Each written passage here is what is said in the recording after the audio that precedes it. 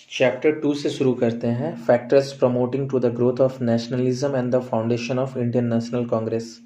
अच्छा, तो नेशनलिज्म क्या होता है? पहला चीज़ कि रिवोल्ट ऑफ 1857 ख़त्म हो गया है और ये चैप्टर 2 है, मैं फिर से रिपीट कर रहा हूँ। तो नेशनलिज्म बेसिकली होता है क्या? एक तरह से देशभक्ति होता है। अरे अपने कंट्री के प्रति जो प्यार होता है उसी को ही नेशनलिज्म बोलते हैं। और ये भावना कि हम लोग फॉरेन डोमिनेशन को ख़त्म करेंगे और इंडिया को फ्री करेंगे, है ना। तो ये जो भावना है ना, इसी को ही पेट्रोटिज्म नेशनलिज्म बोलते हैं। ठीक है। तो ऐसे क्या क्या वजह था कि ऐसे क्या फैक्टर्स थे या क्या वजह था, क्या कॉजेस था कि नेशनलिज्म का जो भावना था या देशभक्ति का भावना था वो पीक पर था। रे तो इसके बहुत सारे वजह थे कि क्यों नेशनलिज्म हमारे देश में बढ़ रहा था। सबसे पहला वजह British policy of economic exploitation. British का जो इकोनॉमिक सिस्टम था इंडिया के प्रति, वो इंग्लैंड के नीड के हिसाब से था।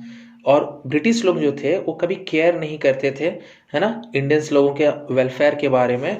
और वो हमारे रिसोर्सेज को एक्सप्लॉइट करते जा रहे थे दिन पर दिन, है ना। किसान लोगों के ऊपर भी हैवी टैक्सेस इन लोगों ने लगा दिया था। और कोई स्टेप्स वो लोग ऐसा नहीं ले रहे थे कि हमारा एग्रीकल्चर इंडिया में तरक्की करे। रॉ मटेरियल्स को सस्ते से सस्ते रेट में इंग्लैंड में लेके वो लोग जा रहे थे और वहाँ से जो गुड्स इंडिया में ला रहे थे और डंप कर रहे थे, डंप वर्ड यूज़ किया है, यानी ला के कचड़े जैसा फेंक दे रहे थे, वो हायर प्राइसेस पर हुआ करता था। रे हमारे हैंडीक्राफ्ट्समैन जो थे, आर्टिशंस जो थे, वो भूखे मर रहे थे। मिडिल क्लास जो था उनमें अनएम्प्लॉयमेंट था, है ना। और वो मासेस का वेलफेयर के बारे में तो सोच ही नहीं रहे थे, ना ही एजुकेशन के बारे में सोच रहे थे, ना ही इरिगेशंस के, ना ही हेल्थ सर्विसेज के बारे में। और इसी वजह से कंट्री में पोवर्टी बहुत बढ़ गया था। दूसरा कॉजेस पर आते हैं कि नेशनलिज्म का और क्या कारण था जिसकी वजह से नेशनलिज्म या देशभक्ति या देश लोगों में एकता बहुत ज़्यादा बढ़ते जा रहा था। तो effects of the great rising of 1857। देखो, इस लड़ाई में दोनों तरफ बहुत सारे लोग मारे गए थे, चाहे वो ब्रिटिश के तरफ से हो या इंडियंस के तरफ से हो। और दोनों लोग एक दूसरे के तरफ सस्पेक्ट के नज़र से देख रहे थे, डाउट के नज़र से देख रहे थे। बट एक चीज़ अच्छा हुआ था 1857 के लड़ाई में, वो ये कि एक नया पॉलिटिकल कॉन्शियसनेस लोगों के अंदर जागा था, है ना। और कहीं ना कहीं ये जो नेशनल अवेकनिंग है, लोग जाग रहे थे एक तरह से उन, ठीक है। यही है हमारा ग्रेट अपराइजिंग का फायदा, ठीक है। तीसरा पॉइंट है ब्रिटिश इंपीरियलिज्म। तो ब्रिटिश लोगों के शासन में हमारा एंटायर कंट्री, चाहे वो हिमालय हो टू कन्याकुमारी, ठीक है, सब एक ही ब्रिटिश के अंडर में आ गया था। तो पॉलिटिकल यूनिटी हमारे कंट्री में बहुत ज़्यादा बढ़ गया था, क्योंकि एक ही गवर्नमेंट, दिल्ली में भी वही गवर्नमेंट था जो तमिलनाडु में गवर्नमेंट था, है ना। तो एक स्ट्रॉन्ग सेंट्रल गवर्नमेंट हम लोगों को मिल गया था। इसकी वजह से हो क्या रहा था ना, कि एक यूनिफॉर्म लॉ आ गया था पूरे कंट्री में, और ये कहीं ना कहीं देश को जोड़ रहा था, है ना। इंडस्ट्री और ट्रेड भी थोड़े बहुत ग्रो कर रहे थे, जिसकी वजह से हो क्या रहा था कि एक जगह से और दूसरे जगह से लोग आपस में मिल रहे थे, तो कहीं ना कहीं यूनिफिकेशंस भी आ रहा था, है ना। और वन नेशन वाला फीलिंग आ रहा था, और ये चीज़ आसान हो रहा था और इजियर हो रहा था नेशनलिज्म को स्प्रेड करने के। चौथे पॉइंट के ऊपर आते हैं, रिप्रेसिव कॉलोनियल पॉलिसीज। तो यहाँ पर दो वाइसरॉय लोगों का नाम लिखा हुआ है, एक लॉर्ड लिटन और एक लॉर्ड कर्जन। ये लोग बहुत सारे तरीके ऐसे अपना रहे थे ना जो इंडियन लोगों को एकदम पसंद नहीं आ रहा था। जैसे लॉर्ड लिटन ने एक एक्ट पास किया था, वर्नाकुलर प्रेस एक्ट, बहुत इंपॉर्टेंट है। और इस एक्ट के तहत इन लोगों ने क्या किया था ना, न्यूज़पेपर के ऊपर काफ़ी ज़्यादा रेस्ट्रिक्शन लगा दिया था। खास करके वो न्यूज़पेपर जो इंडियन भाषा में छपते थे, कि आप कुछ भी अनाप शनाप नहीं छाप सकते ब्रिटिश लोगों के अगेंस्ट में, नहीं तो आपको सजा होगा, ठीक है। और लॉर्ड कर्जन ने तो सबको पता है कि उन्होंने पार्टीशन ऑफ बंगाल किया था, है ना। तो ये सब जो चीज़ है, जो इन लोग पार्टीशन ऑफ बंगाल किया या वर्नाकुलर प्रेस एक्ट है, लोगों का आवाज़ को दबाने का कोशिश किया, तो ये ब्रिटिश कहीं ना कहीं बहुत ज़्यादा अनपॉपुलर हो रहे थे इंडियन मासेस के बीच में। अब पांचवें पॉइंट के ऊपर आते हैं, binding influence of the means of transports and communications. हम सबको पता है कि ब्रिटिश लोगों के आने की वजह से ट्रांसपोर्ट और कम्युनिकेशन सिस्टम इंडिया का बहुत स्ट्रांग हुआ, चाहे वो रोड हो या रेलवे हो, पोस्ट ऑफिस हो या टेलीग्राफ ऑफिस है। तो जो हमारे इंडियन लीडर्स थे, है ना, इस सब मीन्स ऑफ ट्रांसपोर्ट्स और कम्युनिकेशन को बहुत अच्छी तरह से यूज़ कर रहे थे। और वो जगह जगह जा रहे थे, through out the country travel कर रहे थे, लोगों का प्रॉब्लम सुन रहे थे, और नेशनलिज्म को कहीं ना कहीं बहुत ज़्यादा बढ़ावा मिल रहा था, है ना। छठे पॉइंट के ऊपर आते हैं, वेस्टर्न थॉट्स एंड एजुकेशन। तो ब्रिटिश लोगों ने इंग्लिश एजुकेशन इंडिया में क्यों लाया था? क्योंकि वो चाहते थे कि इंडियंस एक पीटी क्लर्क, एक छोटे मोटे क्लर्क को वो लोग इंडियन लोगों को एक पीटी क्लर्क के तौर पर खड़ा करना चाहते थे, ताकि ब्रिटिश लोगों का एडमिनिस्ट्रेशन का देख रेख हम लोग कर सके, है ना। और वेस्टर्न कल्चर भी कहीं ना कहीं इंडिया में फैले, ताकि ब्रिटिश लोग, उनको लगता था कि जब इंडियन लोग इंग्लिश वगैरह पढ़ने लगेंगे, ब्रिटिश कल्चर को समझने लगेंगे, तो एजुकेटेड इंडियंस का वो लॉयल्टी जीत जाएंगे। बट होता है इसका उल्टा, यानी ब्रिटिश लोगों ने सोचा कुछ और, हुआ उल्टा। हमारे लोग जो इंग्लिश एजुकेशन को पढ़े, उनका जो सोच था ना वो मॉडर्न हो गया, वो रैशनल हो गया, चीज़ों को सही गलत के बेसिस पर जज करने लगे। वही होता है रैशनल। लोगों की सोच सेक्युलर हो गई, है ना। लोग डेमोक्रेसी ये सब की बातें करने लगे, है ना। लोग जब अमेरिकन रिवॉल्यूशंस और फ्रेंच रिवॉल्यूशंस के बारे में पढ़ते हैं, है ना, तो ये कहीं ना कहीं उनको ये समझ में आता है कि ये लिबर्टी क्या होता है, ये इक्वलिटी क्या होता है, ये फ्रेटर्निटी क्या होता है ना। जब वो वेस्टर्न थिंकर्स के बुक्स पढ़ते हैं, रूसो के बुक, वोल्टेयर्स के बुक, एडमंड बुर्के का बुक, है ना, तो ये सब लीडर उनको काफ़ी इंस्पायर्ड करते हैं। क्योंकि पहले तो हम लोगों को ये सब किताब पढ़ने का मौका नहीं मिलता था, तो वेस्टर्न एजुकेशन का ये फायदा होता है कि लोगों के सोच में बहुत तब्दीली आता है। और इंग्लिश भाषा एक कॉमन मीडियम बन गया, है ना। और ऑल ओवर इंडिया में अलग अलग भाषा बोला जाता है, बट इंग्लिश की वजह से क्या हो गया ना कि लोग जो थे अलग अलग स्टेट्स के भी आपस में बहुत अच्छे तरह से कम्युनिकेट करने लगे, अपने थॉट्स, अपने आइडियाज़, अपने फीलिंग को शेयर करने लगे। और ये कहीं ना कहीं नेशनलिज्म को बहुत बढ़ावा दे रहा था। और हमको भूलना नहीं है कि हम लोग जो पढ़ रहे हैं कि ऐसा क्या कारण था जो नेशनलिज्म को बढ़ावा दे रहा था, तो यही सब कारण है ना। अब सातवें पॉइंट पर आते हैं, इंडियन प्रेस और लिटरेचर। तो हमारे बहुत सारे जो लीडर्स थे, जब अब हमारे कंट्री में भी बहुत सारे लीडर्स बढ़ने लगे, तो वो बहुत सारे न्यूज़पेपर वगैरह छाप रहे थे।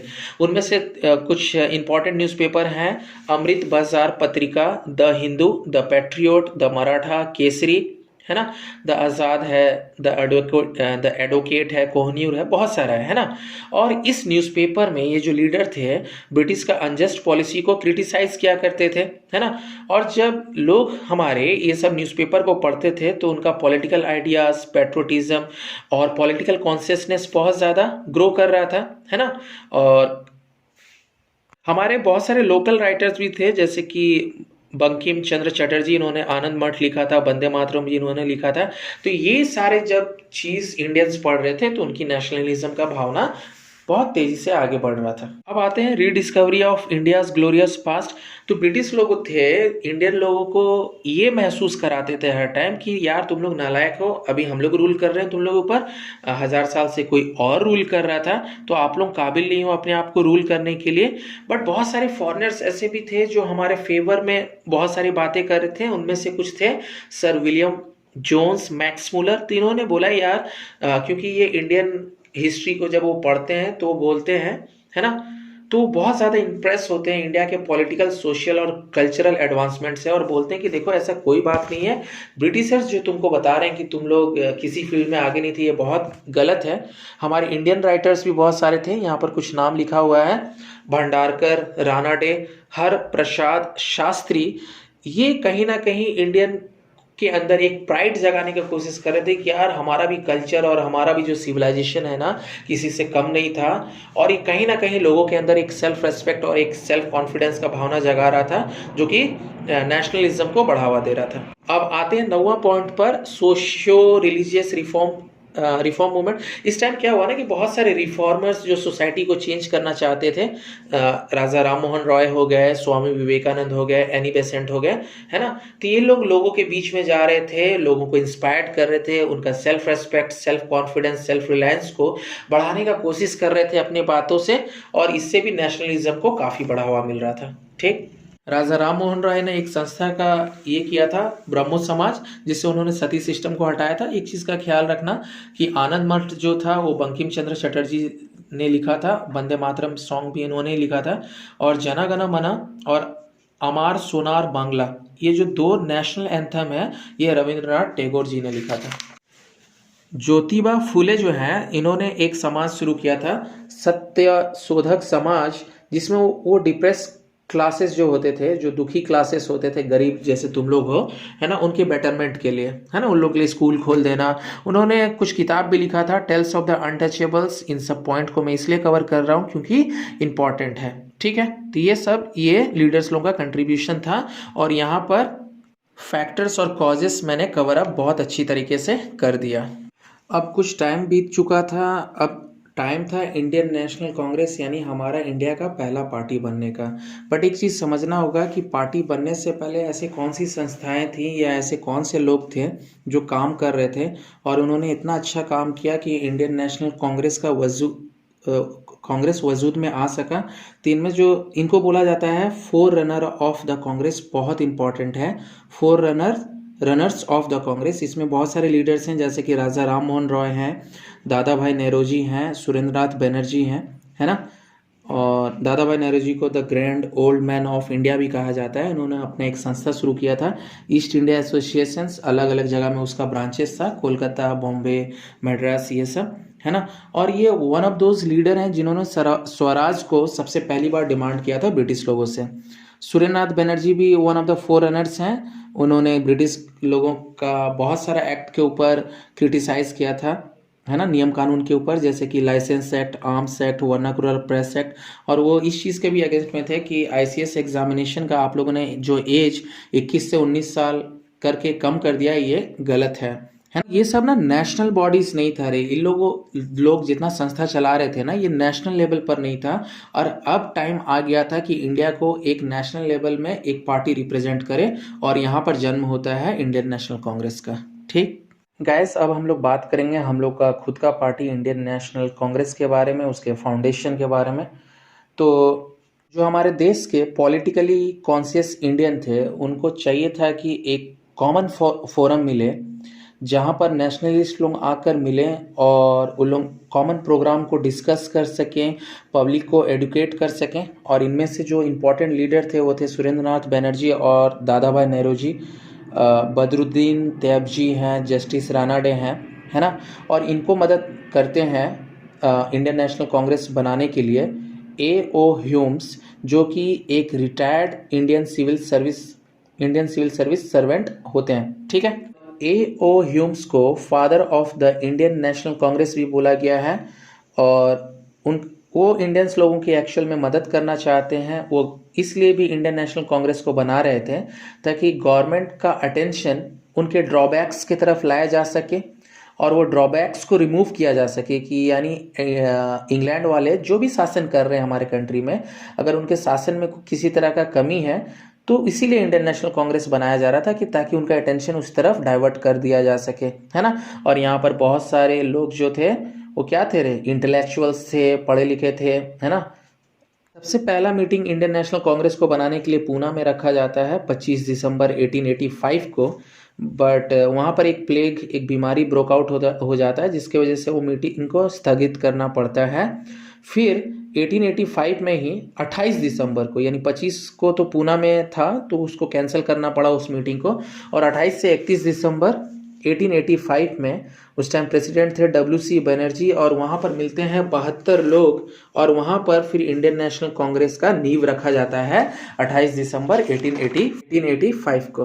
उस समय के वाइसरॉय जो थे वो लॉर्ड डफरिन थे, और उन्होंने भी कांग्रेस बना जब, तो किसी तरह का ऐतराज़ जाहिर नहीं किया, क्योंकि वो कांग्रेस को एज ए सेफ्टी वल्व के तौर पर यूज़ करना चाहते थे, ठीक है ना। सेफ्टी वल्व क्या होता है मैं आपको आगे बताऊंगा, ताकि आने वाला टाइम में कभी भी किसी तरह का रिवोल्ट हो 1857 के जैसा, तो ये लीडर्स एटलीस्ट पार्लियामेंट में रहेंगे तो ब्रिटिश लोगों को इन्फॉर्म कर देंगे, है ना।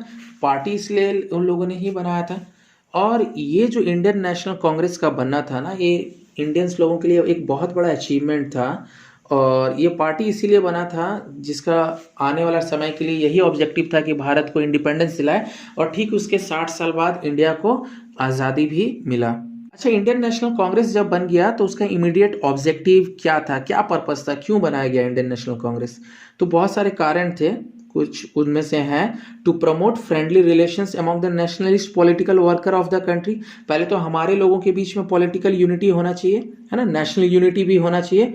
और जो पॉपुलर डिमांड्स है लोगों का वो ब्रिटिश गवर्नमेंट तक पहुंचाया जा सके, लोगों के बीच में एक पब्लिक ओपिनियन बनाया जा सके, है ना, ताकि हम लोग आज़ादी के बारे में देश को तैयार कर सकें, है ना। और यही सब था। और फर्स्ट सेशन जो इंडियन नेशनल कांग्रेस का रखा गया उसके प्रेसिडेंट थे WC बनर्जी। जो मीटिंग कहाँ पर हुआ था, बॉम्बे में। कितने डेलीगेट्स मिले थे, तो 72 डेलीगेट्स ये मीटिंग को अटेंड किए थे। और सेकंड सेशन जो था वो कोलकाता में हुआ और उसके प्रेसिडेंट कौन थे, Dada Bhai Nehru ji. Okay, and the chapter is over.